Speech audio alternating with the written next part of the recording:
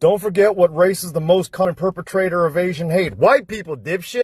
This comment was left in response to Stop AAPI Hate, which is an Asian American advocacy group, post condemning the acquittal of this stupid asshole for murdering a kid over a bottle of water. This asshole should be in jail. And guess what? I don't feel like debating that. He is a disgrace to the Asian American community and to the human race.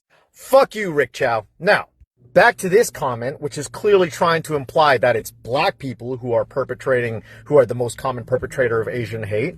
That's a real stupid thing to say. Because it wasn't black people who pushed for internment. It wasn't black people who pushed for Chinese exclusion. It wasn't black people who massacred Chinese minors. Certainly isn't the black community fighting tooth and nail to empower ICE to terrorize and disappear Asians in this country. It was black people who fought for the rights and continue to fight for the civil rights of all people of color and all people for that matter. Black perpetrators of anti-Asian violence didn't somehow put points on the board for the black community. And Rick Chow definitely did not serve the Asian community by murdering a kid. Neither did Tu Sun Jia when she murdered a kid in a very similar way decades ago.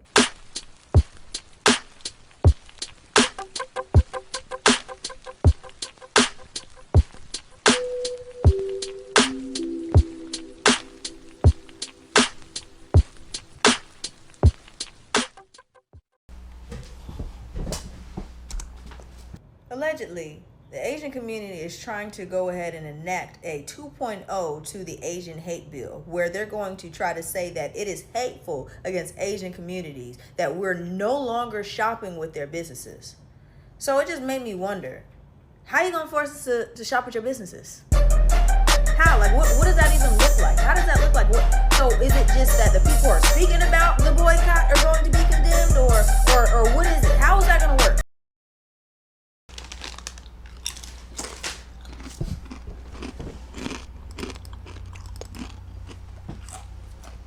Because what you mean, the Asian community is now trying to add an amendment to the Asian hate bill to say that it's a hate crime to boycott Asian businesses. What? How the fuck are you going to make black people spend money with you?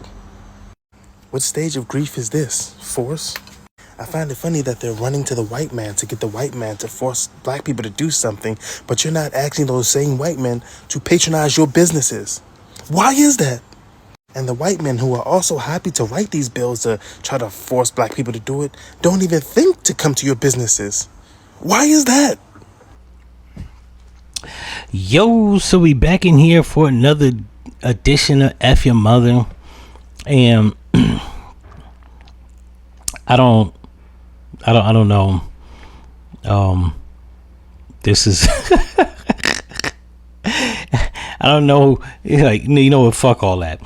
This is why I don't listen to TikTokians. Now, this video will actually be probably titled, "Are Asians Thinking About Making the Asian Boycott Business Boycott Anti-Asian Hate Crimes," or some shit like that. It'll be worded something like that.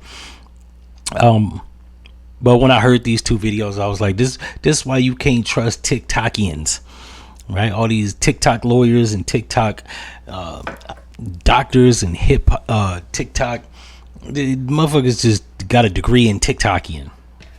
So I don't typically take shit like that serious.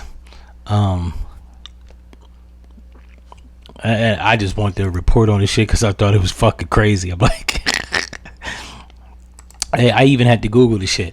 Even Google said there is no organized effort or legislation to classify boycotting Asian-owned business as a hate crime. Under U.S. law, organized boycotts and choosing where to shop or not are protected forms of economic protest. The confusion stems from the heated online debate sparked by viral social media posts.